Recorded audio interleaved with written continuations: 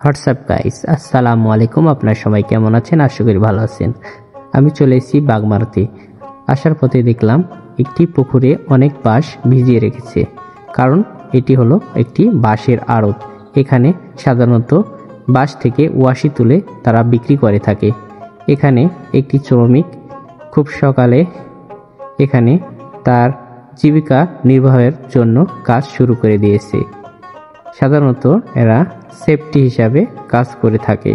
সারাদিনে প্রায় 1000 থেকে 1200 টাকার মতন কাজ করতে পারে একজন ব্যক্তি।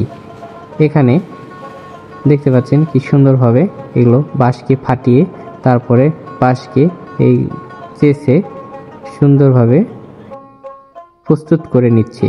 তারপরে বসে বসে এই ওয়াশি তুলবে। এখানে একজনই কাজ করে থাকে।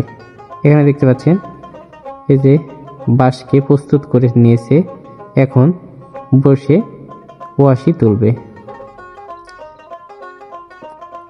এগুলো ওয়াশি সেফটি হিসাবে বিক্রি করে। যাদের যাদের দরকার অবশ্যই চলে আসবেন বাগমারাতে।